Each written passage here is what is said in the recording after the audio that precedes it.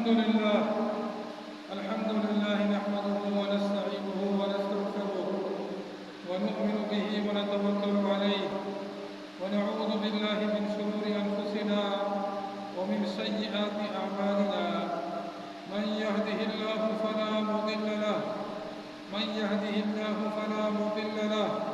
ومن يضلله فلا هادي له ونشهد أن لا إله إلا الله وحده لا شريك له ونشهد أن سيدنا ونبينا محمدا عبده ورسوله صلى الله عليه وسلم.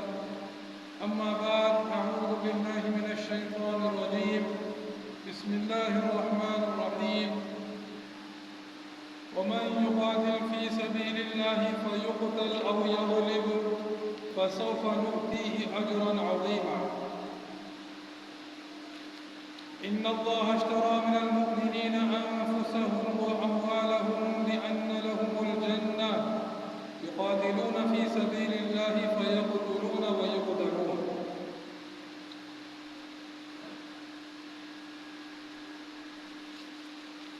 صدق الله مولانا العظيم. سورۃ النساء کی آیت پڑھی، آیت نمبر 74، اور سورۃ التوبہ کی آیت نمبر 111۔ اللہ پاک فرماتے ہیں وَمَن يُقَاتِلْ فِي سَبِيلِ اللَّهِ، کہ جو اللہ کے راستے میں لڑتا ہے، فَيُقْتَلْ أَوْ يَغْلِبْ، وَمَن يُقَاتِلْ فِي سَبِيلِ اللَّهِ فَيُقْتَلْ أَوْ يَغْلِبْ، کہ جو اللہ کے راستے میں لڑتا ہے، اللہ کے راستے میں جنگ کرتا ہے، فَيُقْتَلْ، اور قتل کر دیا جاتا ہے، شہید کر دیا جاتا ہے، أَوْ يَغْلِبْ، یا غالب ہوتا ہے، فَسَوْفَ نُؤْتِيهِ أَجْرًا عَظِيمًا، ہم اس کو اجر عظیم عطا فرمائیں گے۔ اللہ پاک فرماتا ہے کہ جو میرے راستے میں جنگ کرتا ہے، اگر وہ شہید بھی ہو جائے، قتل بھی کر دیا جائے، یا یہ کہ غالب ہو جائے، فاتح ہو جائے، فتح کر لے، دونوں صورتوں میں ہم اس سے اجر عظیم عطا فرمائیں۔ اور حدیث میں ہے کہ جب نبی اکرم صلی اللہ علیہ وسلم سے پوچھا گیا کہ کوئی آدمی جو ہے وہ قومیت کی بنا پر لڑتا ہے، کوئی اپنی بہادری کے جوہر دکھانے کے لیے لڑتا ہے، تو لوگ جو ہے دیگر مختلف وجوہات کی بنا پر لڑتے ہیں، اس میں سے کون ہے جسے اللہ کے راستے میں لڑنے والا شمار کیا جائے؟ نبی اکرم صلی اللہ علیہ وسلم نے فرمایا من قاتل لتکون کلمۃ اللہ ہی العلیٰ فہو فی سبیل اللہ، کہ جو اس لیے لڑتا ہے، اس لیے قتال کرتا ہے کہ اللہ کا کلمہ بلند ہو جائے، اللہ کی شریعت، اللہ کا دین، اللہ کا قانون وہ سر بلند ہو جائے، وہ نافذ ہو جائے، وہ جاری ہو جائے، وہ طاری ہو جائے، فہو فی سبیل اللہ، تو اس کی جنگ جو ہے وہ اللہ کے راستے کی جنگ۔ اور پھر جو اس مقصد کے لیے لڑتا ہے، پھر چاہے وہ کامیابی سے، یعنی کہ وہ اس قابل ہو کہ اس نے اللہ کے کلمے کو نافذ کر دیا، یا یہ کہ وہ اس مہم کے اندر شہید ہو گیا، دونوں صورتوں میں وہ اللہ کے یہاں کامیاب ہے، دونوں صورتوں میں اللہ پاک اس کو اجر عظیم عطا فرمائیں گے۔ اللہ پاک فرماتے ہیں وَمَن يُقَاتِلْ فِي سَبِيلِ اللَّهِ فَيُقْتَلْ أَوْ يَغْلِبْ، کہ جو اللہ کے راستے میں جنگ کرتا ہے، پھر وہ شہید ہو جائے یا غالب آ جائے، دونوں صورتوں میں ہم اسے اجر عظیم عطا کرتے ہیں۔ اور اجر عظیم کیا ہے؟ وہ جنت الفردوس ہے، وہ جنت کے اعلیٰ درجے ہیں، وہ اللہ پاک کی رضا ہے، اللہ پاک کا دیدار ہے، وہ نبی اکرم صلی اللہ علیہ وسلم کے ہاتھوں سے جام کوثر ہے، وہ حور عین ہے۔ یہ جو ہے اجر عظیم، وہ قبر کا کشادہ ہونا ہے، قبر کے اندر جنت کی کھڑکی کا کھلنا ہے، قبر کے اندر جو ہے وہ جنت کا باغ بننا ہے۔ یہ ساری چیزیں جو ہیں اجر عظیم۔ اب زندگی کا مقصد تو یہی ہے نا، ہماری زندگی کا مقصد کیا ہے؟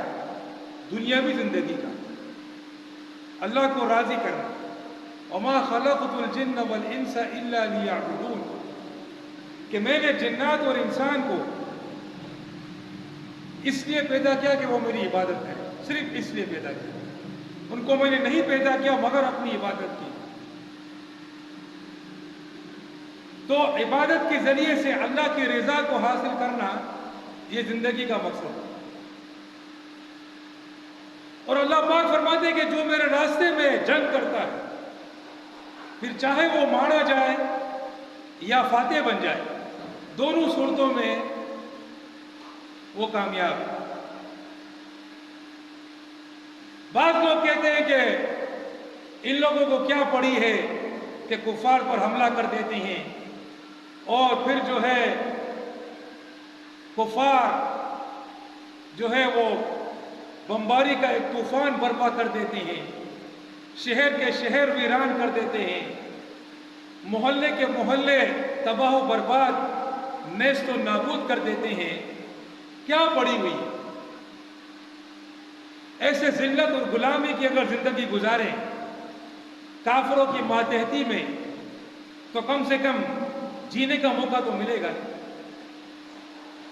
ایسی ذلت، غلامی، قید و بند کی زندگی، مگر یہ ہے کہ چلو تباہی اور بربادی سے تو بچ جائیں گے۔ مگر اللہ پاک فرماتا ہے کہ جو میرے راستے میں جنگ کرتا ہے، چاہے اس کو نیست و نابود کر دیا جائے دنیا کے اندر چاہے اس کو تباہ و برباد کر دیا جائے، اور چاہے وہ غالب آ جائے، دونوں صورتوں میں وہ میرے یہاں کامیاب ہے۔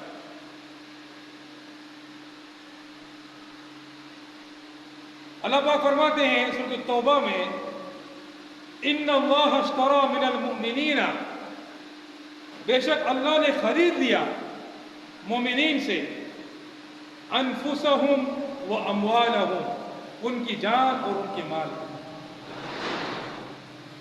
حالانکہ یہ جان کس کی دی ہوئی ہے؟ اللہ کی دی ہوئی ہے۔ یہ مال کس کا دیا ہوا ہے؟ اللہ کا دیا ہوا ہے۔ تو حقیقت میں یہ جان بھی اللہ کی ہے، یہ مال بھی اللہ کا ہے۔ اللہ اس کا خالق ہے، اللہ اس کا مالک ہے۔ لیکن اللہ پاک نے یہاں پر یوں فرمایا کہ ان کے جان اور ان کے مال، حالانکہ حقیقت میں اللہ کے ہیں۔ بِأَنَّ لَهُمُ الْجَنَّةَ، کہ ان کے لیے جنت ہے۔ بے شک اللہ نے خرید لیا مومنین سے ان کے مال کو، ان کے جان کو، کہ بدلے میں ان کے لیے جنت ہے۔ زندگی کا مقصد کیا ہے؟ جنت کو حاصل کرنا۔ زندگی کا مقصد اللہ کی عبادت، اللہ کی عبادت میں اللہ کی رضا، اور جنت جو ہے اللہ کی رضا کا مظہر ہے۔ یعنی اگر اللہ راضی ہے تو جنت ملے گی نا، ورنہ تو نہیں ملے گی۔ اگر جنت میں گیا تو اس کا مطلب اللہ راضی ہے۔ تو اللہ پاک فرماتے ہیں کہ مومنین سے میں نے خرید لی ہیں ان کے جان اور ان کے مال، حالانکہ حقیقت تو اسی نے دی ہے، اور بدلے میں جنت ہے ان کے۔ یعنی مومنین کے ساتھ میرا سودا ہے، مومنین کے ساتھ میں نے تبادلہ کیا ہوا ہے، مومنین کے ساتھ میں نے خرید و فروخت کی ہے کہ ان کی جان اور ان کی مال کو خریدا اور جنت کو انہیں فروخت کر دیا اس کے بدلے میں۔ لیکن وہ مومنین کیا کرتے ہیں؟ ان اللہ اشترى من المؤمنین انفسهم واموالهم بان لهم الجنہ یقاتلون فی سبیل اللہ، اللہ کے راستے میں لڑتے ہیں۔ تو جان اور مال کو خریدنے کا جو سودا ہے وہ سودا کیسے ہوتا ہے؟ اللہ کے راستے میں جنگ کر کہ اللہ کے راستے میں تم کو، اللہ پاک فرماتے ہیں کہ میرے راستے میں تمہیں اپنی جان بھی لگانی ہے، اپنا مال بھی لگانا ہے، اور یہ سوچ لو کہ جیسے یہ تم نے مجھے فروخت کر دیا، میں نے تم سے خرید لیا، اب میری طرف سے تمہیں کیا ملے گا؟ جنت ملے گی۔ یقاتلون فی سبیل اللہ، اللہ کے راستے میں لڑتے ہیں، فیقتلون ویقتلون، اور قتل کرتے ہیں اور قتل کیے جاتے ہیں۔ یہاں پر بھی اللہ نے فرمایا کہ گھبراؤ نہیں، میں یہ نہیں کہہ رہا کہ تم نے جان اور مال مجھے بیچا، میں نے خریدا، لیکن شرط یہ ہے کہ تم قتل کرو میرے دشمنوں کو، ان سے قتل نہیں ہونا۔ یہ نہیں کہ تم جا کے اپنے آپ کو ہی اپنا ہی خاتمہ کر کے آ جاؤ، سمجھے نا؟ تو اس سے میرے دین کو کیا فائدہ پہنچا، میرے دشمن کو کیا نقصان ہوا؟ نہیں، یہ نہیں، قتل کرتے ہیں اور قتل کیے جاتے ہیں۔ اللہ پاک نے خود فرما دیا کہ چاہے تم قتل کرو میرے دشمن کو یا وہ تمہیں قتل کر دے، دونوں صورتوں میں یہ سودا تمہارے ساتھ پکا ہے۔ ان اللہ اشترى من المؤمنین انفسهم واموالهم بان لهم الجنہ۔ کیسا زبردست اللہ کی رحمت، اس کی مہربانی کو دیتے۔ تم ایک مستری کو بلاؤ اور وہ اگر کام نہیں کرے تو تم اسے معاوضہ دو گے؟ بولے کہ تم نے تو کام ہی نہیں کیا، کام تو میرا کچھ ہوا ہی نہیں ہے، کس بات کا معاوضہ؟ مگر اللہ کے ساتھ ایسا نہیں ہے، تم اللہ کے دشمنوں کو نیست و نابود کرو یا وہ تمہیں نیست و نابود کر دے، دونوں صورتوں میں اللہ پاک فرماتے ہیں تمہارا معاوضہ پکا ہے، تمہیں جنت ملے گی۔ فَيَقْتُلُونَ وَيُقْتَلُونَ، کہ تم میرے راستے میں لڑو گے اور میرے دشمنوں کو قتل کرو گے، ان کو نیست و نابود کرو گے، ان کو تباہ و برباد کرو گے، ان کے لیے گھات لگا کر بیٹھو گے، ان پر حملے کرو گے، ان پر اپنی جان بازی لگاؤ گے، اور اگر اس صورت میں خود تمہاری بھی جان چلی جائے کوئی مسئلہ نہیں، تمہارے لیے جنت۔ اور پہلی آیت جو میں نے پڑھی تھی اس میں کیا فرمایا؟ تمہارے لیے اجر عظیم، فَيُقْتَلْ أَوْ يَغْلِبْ۔ تو منافقین کیا فرماتے ہیں؟ کیا پڑی ہے یہ کافر، ان کے پاس بموں کے جو ہیں وہ ایک گودام کے گودام پڑے ہوئے، اور یہ بم اس طرح گراتے ہیں جیسے ریوڑیاں بانٹ لیں، جیسے ریوڑیاں بانٹ لیں۔ غزہ کے اندر، غزہ کتنا چھوٹا سا ہے، یہ کوئی 50 کلومیٹر لمبا ہے اور چند کلومیٹر چوڑا ہے بس، اس کے اندر ہزاروں ٹن بم گرا دی، پتہ نہیں کتنے ٹن بم گرا دی، اتنے چھوٹے سے علاقے میں ہزاروں کی تعداد میں بم گرا دی، تباہی مچا دی، تباہ برباد، سمجھے نا؟ محلے کے محلے ختم کر دیے۔ لیکن اللہ پاک فرما رہا ہے کہ اگر بظاہر دنیا کے نقشوں میں یار یہ کیا کر دیا یار، یہ کیا؟ اچھا پاکستان بیٹھا ہوا ہے، ترکی بیٹھا ہوا ہے، مصر بیٹھا ہوا ہے، شام، عرب، مصر اور عراق اور ہر کوئی سب بیٹھے ہوئے ہیں۔ بولتے ہیں ہم لوگ اگر اس جنگ میں کودیں گے تو ہمارا بھی یہی اثر کر دے گا۔ یہ یہودی اس کے ساتھ جو ہے امریکہ کھڑا ہو، امریکہ اس کی مکمل پشت پناہی کر رہا ہے، تائید کر رہا ہے، اس کو اسلحے بھی فراہم کر رہا ہے اور خود بھی وہاں موجود ہے کہ خبردار کوئی قریب نہیں ہے۔ تو لڑیں گے تو ہو سکتا ہے مر جائیں، ہو سکتا ہے تباہ ہو جائیں۔ اللہ پاک تو اس ڈر اور خوف کی وجہ سے اور زندگی کی محبت اور موت سے نفرت، اس کی وجہ سے کفر کی غلامی قبول۔ اب تو سارے نظام جو ہیں وہ کفر کے نظام، جتنے بھی نظامات ہیں، پاکستان ہو، ترکی ہو، فلانا ہو، مصر ہو، یہ ہو وہ ہو، یہ سارے نظام کفر کے نظام ہیں۔ یہ پارلیمانی سسٹم اور یہ بادشاہت کا سسٹم، جہاں پر بادشاہت کا سسٹم ہے، یہ سارے نظام کفر ہے۔ اسلام میں تو یہ نظامات نہیں۔ اسلام میں تو قرآن و حدیث ہے، قرآن و حدیث کی بالادستی ہوتی ہے، نہ کسی بادشاہ کی بالادستی ہے، نہ کسی پارلیمان کی بالادستی۔ تو یہ سارے نظام کفر اپنے اپنی فوجوں کو لے کر چپ چاپ دیکھ رہے ہیں کہ غزہ کو تباہ کرو، تمہاری مرضی ہے، ہم لوگ تو بیچ میں نہیں ہیں۔ 10,000 کے قریب لوگوں شہید کر دیا گیا، 30-40 ہزار زخمی اور لاکھوں گھر تباہ کر دیے، لاکھوں، تقریباً 3 لاکھ گھر تباہ کر دیے۔ اسپتالوں کے اندر دوائیاں نہیں ہیں، بجلی نہیں ہے، پیٹرول نہیں ہے،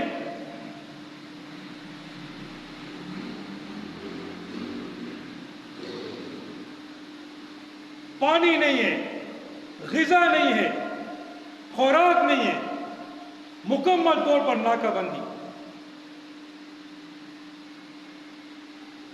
لوگ کیا بولیں، یار کیا ضرورت تھی خواہ میں جا کر اس کے 1400 بندے مارے اور اس نے آ کر پورا تباہ و برباد کر دیا۔ غلامی میں رہو، ذلت میں رہو، کافروں کے تلووں کو چاٹ چاٹ کے رہو، ان کے پخانے کو کھا کھا کے رہو۔ اگر اسی طرح تم کو جینے کا موقع ملتا ہے تو اسی طرح۔ یہ منافقین کا کہنا ہے، جو ان کافروں کے غلام ہیں، جو ان کافروں کے ٹکڑوں پہ پلتے ہیں، جو ان کافروں کے ہاتھوں بھیک مانگتے ہیں، ان سے بھیک لیتے ہیں، ہمیں بھیک دو، اور پھر آپس میں تقسیم کرتے ہیں بھیک، اور پھر وہ بولتا ہے کہ تم نے ہم سے اتنی بھیک لی ہے، اب پیٹرول کی قیمت 300 کرو، بولتا ہے ٹھیک ہے 300 قیمت، پھر خبروں میں آتا ہے پیٹرول کی قیمت 300 روپے ہوگی، بولتا ہے بجلی کی قیمت اتنا کرو، ٹھیک ہے بجلی کی قیمت اتنا کر دو۔ یہ حقیقت ہے۔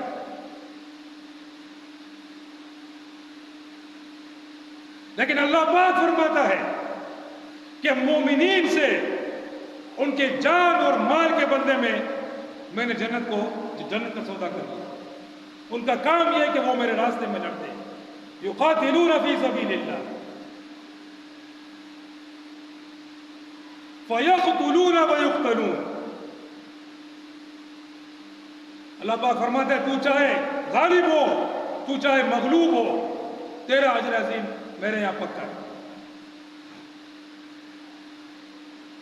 جب اتنی بڑی بات ہو تو پھر ہمیں کیا پس و پیش ہونا چاہیے؟ اللہ کے راستے میں جہاد۔ مگر اللہ کے راستے میں جہاد وہی ہے جو اللہ کے کلمے کو بلند کرنے کے لیے، اپنی حکومت قائم کرنے کے لیے نہ ہو، اللہ رب العزت کے قانون، اس کی شریعت کی حکومت قائم کرنے کے لیے۔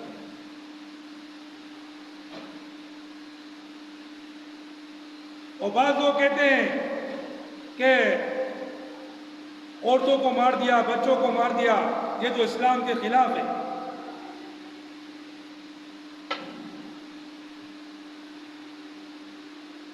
وہ لوگ جب مارتے ہیں تو کیا وہ عورتوں اور بچوں کا پوچھ کے مارتے ہیں کیا؟ حدیث میں ہے، صحیح بخاری کی حدیث ہے، حضرت صاحب بن جسامہ رضی اللہ تعالی عنہ فرماتے ہیں نبی کریم صلی اللہ علیہ وسلم سے پوچھا گیا کہ بعض دفعہ مشرکین پر ہم لوگ شب کون مارتے ہیں، رات کو اچانک حملہ کرتے ہیں، تو ایسے شب کون مارنے میں کبھی ان کے بچے بھی قتل ہو جاتے ہیں، کبھی ان کی عورتیں بھی قتل ہو جاتی ہیں۔ نبی اکرم صلی اللہ علیہ وسلم نے فرمایا کہ ان کے بچے، ان کی عورتیں بھی انہی میں سے ہیں، یعنی اگر اس صورت میں اگر وہ قتل ہو جائے تو حرج نہیں ہے۔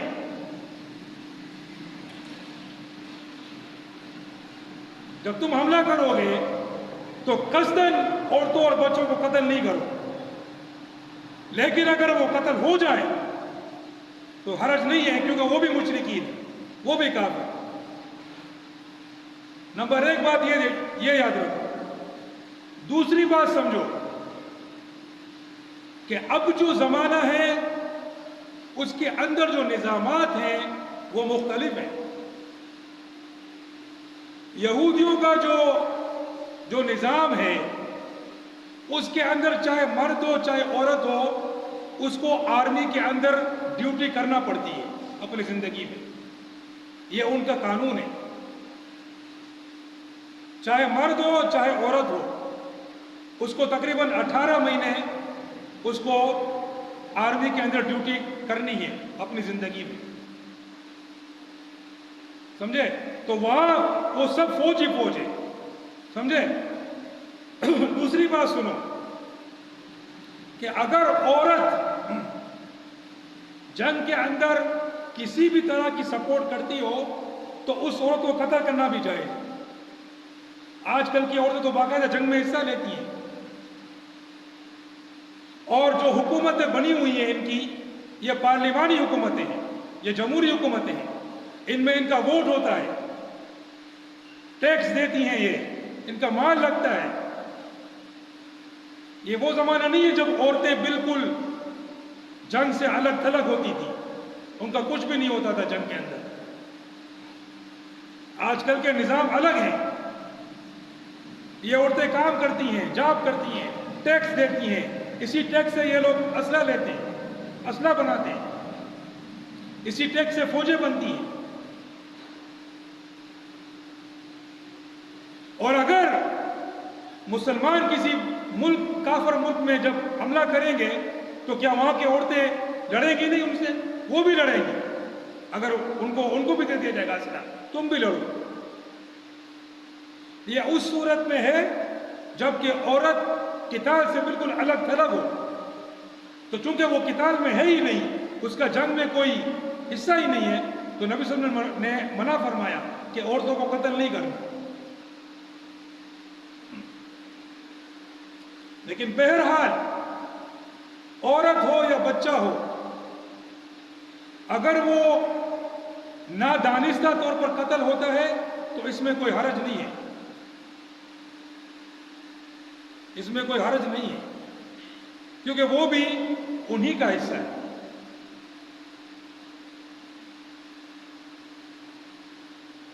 یہ لوگ جب بم مارتے ہیں تو یہ لوگ کسی چیز کو دیکھتے ہیں کیا؟ 10,000 جب مسلمانوں کو شہید کرتے ہیں اس میں سے 5,000 تو بچے ہوتے ہیں، 3,000 عورتیں ہوتی ہیں، اور 2,000 مردوں میں سے بھی صرف 5 لوگ ایسے ہوں گے جو فوج کے ہوں گے، باقی سارے ایسے ہی عام آدمی ہوں گے۔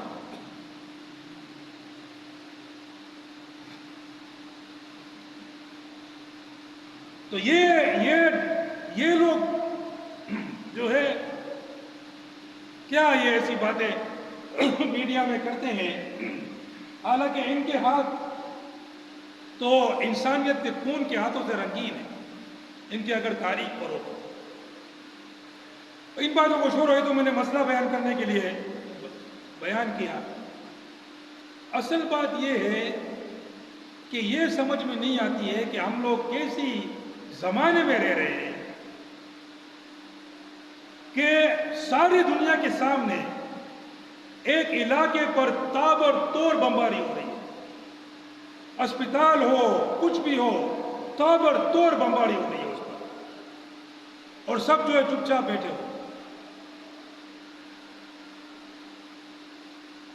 صحابہ کرام تو آگے بڑھ کر کافروں پر حملہ کرتے تھے، کافر ان پر حملہ نہیں کرتے تھے، وہ کافروں پر حملہ کرتے تھے، ان کے علاقوں میں ان کے علاقوں کو فتح کرتے تھے۔ اصل جہاد تو یہ ہے، جہاد اصل میں یہی ہے کہ تم کافروں پر حملہ کرو، ان کے علاقوں کو فتح کرو۔ یہاں پر تو یہ اس نے پورے فلسطین کے علاقے پر قبضہ کیا ہوا ہے، اور یہ جو ہے اس کو آزاد کرنے کے لیے جب کوئی حرکت کرتے ہیں تو وہاں سے جو ہے وہ ایک جو ہے وہ طوفان برپا ہو جاتا ہے۔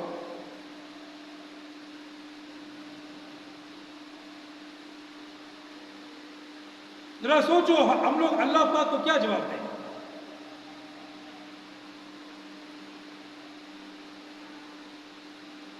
اللہ پاک فرماتا ہے وَمَا لَكُمْ لَا تُقَاتِلُونَ فِي سَبِيلِ اللَّهِ وَالْمُسْتَضْعَفِينَ مِنَ الرِّجَالِ وَالنِّسَاءِ وَالْوِلْدَانِ، کہ تمہیں کیا ہو گیا کہ تم اللہ کے راستے میں نہیں لڑتے ہو؟ ان ناتوان، ان کمزور مردوں، عورتوں اور بچوں کے لیے جو کہہ رہے ہیں کہ یا اللہ ہمیں اس بستی سے نجات دے۔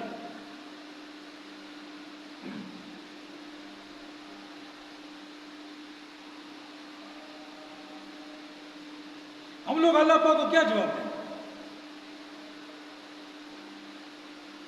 اور یہ ساری یہ اسلامی غیر اسلامی فوجیں جو نام کی اسلامی ہیں ایسے ہی چپ ساتھ کر بیٹھی ہوئی۔ حقیقت میں آدمی حیران ہو جاتے ہیں کہ کس زمانے میں رہ رہا ہوں، ایسی حالت ہو گئی ہے۔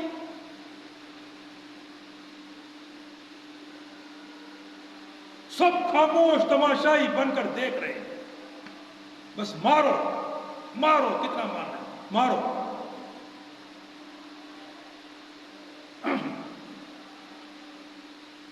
حالانکہ یہ جو یہودی کے جو ملک ہے نام نہاد، اس کے اتنا چھوٹا ہے کہ اگر یہاں سے اگر ایک ایٹم بم پھینک دو تو وہ پورا ختم ہو جائے۔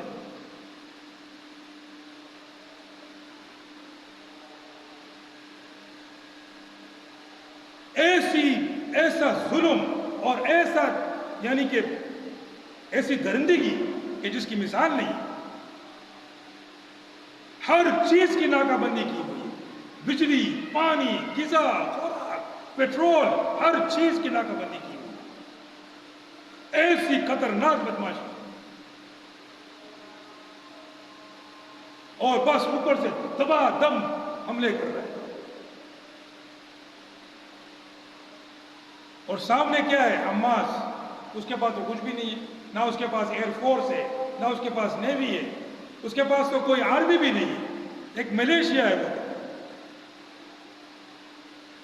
ہاں جن کے پاس ہے ان کی بے غیرتی کی انتہا نہیں، بے حسی کی انتہا نہیں ہے یار۔ اتنا ظلم دیکھ کر تو اگر کافر بھی ہو تو اس کے اندر کوئی انسانیت جیسی کوئی چیز ہو، کچھ کیونکہ انسان تو اس کو کہہ نہیں سکتے کافر، مگر اس جیسی کوئی شبہ ہو اس کا تو وہ بھی جو ہے وہی بولے گا یہ اس کو ختم کرو، یہ کیا ہے، اس کے لیے میں کچھ کروں۔ اور یہ تو اپنے آپ کو مسلمان کہتے ہیں۔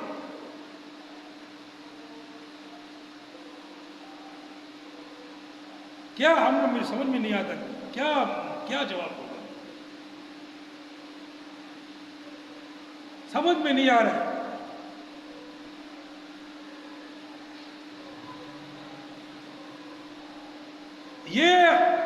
یہ شیطان اگر صرف آواز پہ لگائے نا کہ تم کو وہاں پہنچائیں گے، تو کم سے کم عوام کے اندر ایسے تو ہوں گے غیرت مند لوگ، لاکھ تو تیار ہو ہی جائیں گے. کیا کیا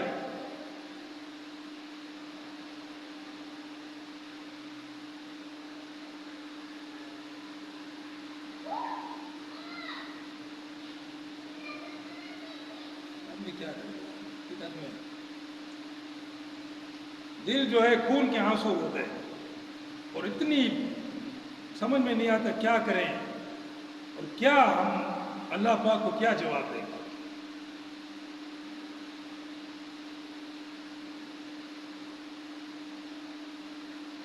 اور یہ تو صرف ایک فلسطین کی بات ہے، ورنہ تو کتنے ایسی جگہیں ہیں جہاں پر مسلمانوں پر جو ہے وہ بے انتہا ظلم، بے انتہا ظلم. ہم لوگ یہاں پر اپنی کمائی میں، اپنی روزی روٹی میں، مجھے یہ کرنا ہے، پیسے جمع کرنا ہے، کمیٹی بھرنی ہے، گھر لینا ہے، بس اسی میں لگے ہوئے، اس کے بارے میں تو کوئی سوچتا بھی نہیں. اور ہمارا نظام حقیقت میں یار توبہ ہے، سب سے پہلے تو ان کے خلاف جہاد فرض ہے.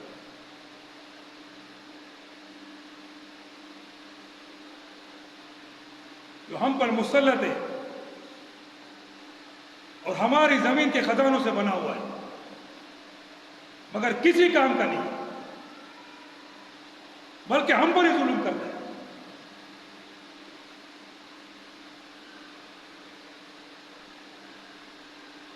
میں بھائیوں ان کے لیے کثرت کے ساتھ دعا کرو،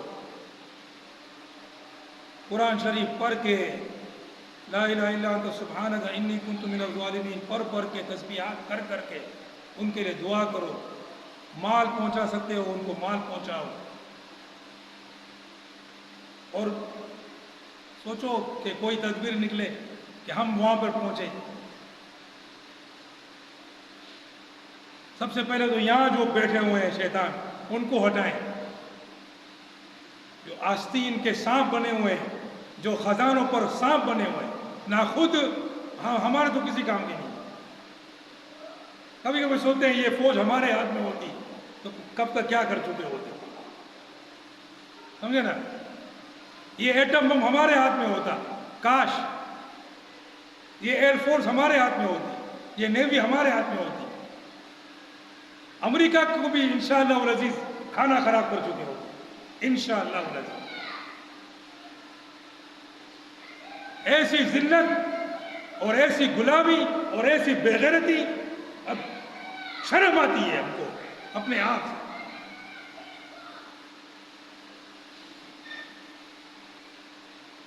لیکن ایک بات ہمیشہ یاد رکھو کہ اللہ کے راستے کی جنگ وہی ہے جو اللہ کے لیے ہو اور اللہ کے نظام کو نافذ کرنے کے لیے ہو، ورنہ وہ اللہ کے راستے کی جنگ نہیں ہے. اگر مقصد یہ نہیں ہے تو پھر وہ جنگ، وہ وطن کی جنگ ہو سکتی ہے، زمین کی ہو سکتی ہے، قوم کی ہو سکتی ہے، مگر وہ اللہ کے لیے نہیں ہو سکتی. ایسی جنگ اللہ کے لیے، اللہ کے نزدیک ناقابل قبول ہے. ہاں اللہ کے لیے لڑو گے، اللہ کے دین کو نافذ کرنے کے لیے، تو پھر اپنی جان بچانے کے لیے، اپنے بھائی، اپنے مسلمان بھائی کی جان بچانے کے لیے، اس کے گھر بار کو بچانے کے لیے لڑو گے تو وہ بھی اللہ کے راستے کی ہوگی کہ تمہارا مقصد اللہ کے دین کو نافذ کرنا. اللہ پاک جو ہے اطراف عالم مسلمانوں کی مدد فرمائے. اللہ پاک یہودیوں کو، نصرانیوں کو نیست و نابود کرے، ان پر اپنا عذاب نازل کرے، ان کے ایئر فورس کو تباہ و برباد کرے، ان کی آرمی کو تباہ و برباد کرے، ان پر فرشتوں کے لشکر بھیجے، ہمارے لیے جہاد کے راستے کھول دے. ہمیں اللہ پاک ہمیں اتنا اسلحہ فراہم کرے، اتنا اسباب فراہم کرے کہ ہم خود وہاں پر پہنچ کر ان یہودیوں کی، ان نصرانیوں کی، ان کافروں کی، ہندوؤں کی اور جتنے بھی قسم کے کافر ہیں اور جو ان کے غلام ہیں، ان کی گردنوں کو کاٹیں، ان کے جو ہے وہ کھوپڑیوں کے مینار ہم لوگ بنا دیں، اللہ پاک کے دین کو نافذ کر دیں، یہ سارے نظام کفر کو تباہ و برباد کر دیں. اللہ پاک ہمیں توفیق عطا فرمائے، اللہ پاک ہمیں اسباب عطا فرمائے، یا اللہ تو ہماری دعاؤں کو قبول فرما، ہمارے گناہوں کو معاف فرما، ہماری کوتاہیوں کو معاف فرما۔ ہم لوگ یا اللہ ذلیل و خوار ہیں، سوئے ہوئے ہیں، بے غیرت بنے ہوئے ہیں، بزدل بنے ہوئے ہیں، اے اللہ ہمارے گناہوں کو معاف فرما۔ ہمیں یا اللہ جہاد پر جمع ہونے کی توفیق عطا فرما، قرآن و حدیث پر جمع ہونے کی توفیق عطا فرما، خلافت اسلامیہ کو زندہ کرنے کی توفیق عطا فرما۔ وآخر دعوانا ان الحمد للہ رب العالمین۔